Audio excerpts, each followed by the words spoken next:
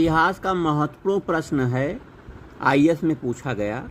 कवि कालिदास के नाम का उल्लेख किसमें हुआ है?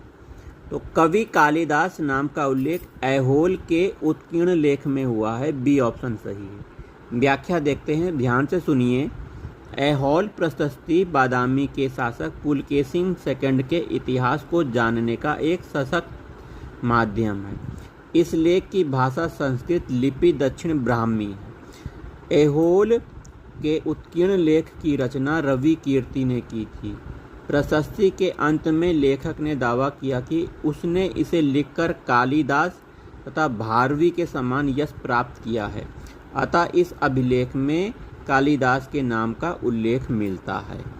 अगला महत्वपूर्ण प्रश्न है, तंजौर का बृहदीश्वर मंदिर निर्मित हुआ था शासन काल में चोल सम्राट कौन था?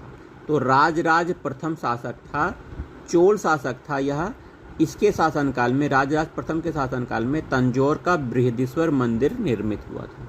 अगला प्रश्न आईएएस में पूछा गया है, प्राचीन भारत का निम्नलिखित में से कौन सा महत्वपूर्ण व्यापार केंद्र उस व्यापार मार्ग पर था जो कल्याणी को वेंगी से जोड़ता है? तो ये तगर था। तगर प्राचीन भारत का एक महत्वपूर्ण व्यापारिक केंद्र था। यह कल्याण तथा वेंगी के मध्य स्थित है। चालुक्य वंश का सबसे महान शासक कौन था? पुलकेशिन II चालुक्य वंश का सबसे महान शासक था। पुलकेशिन द्वितीय चालुक्य वंश के शासक में सर्वाधिक योग्य शक्तिशाली था।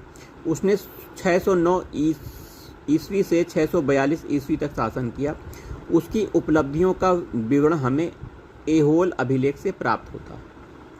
निम्नलिखित में से किस वंश द्वारा प्रायः महिलाओं को प्रशासन में उच्च पद प्रदान किया गया था? यह बहुत इंपॉर्टेंट प्रश्न है, मेंस में भी लिख सकते हैं।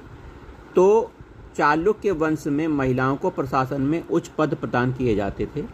चालुक्य शासनकाल में प्रायः महिलाओं को उच्च पदों पर नियुक्त किया जाता था।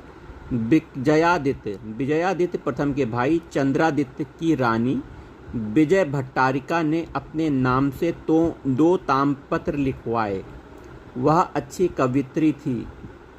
रानी का नाम विजय भट्टारिका, अच्छी कवियत्री थी।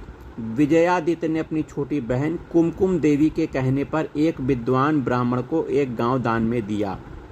कीर्तिवर्मन द्वितीय की महारानी महादेवी के उसके साथ रक्तपुर के स्कंधावार में उपस्थित रहने का उल्लेख मिलता है। इस वंश की विजय भट्टारिका ने कुशलतापूर्वक संचालन किया था। ठीक है।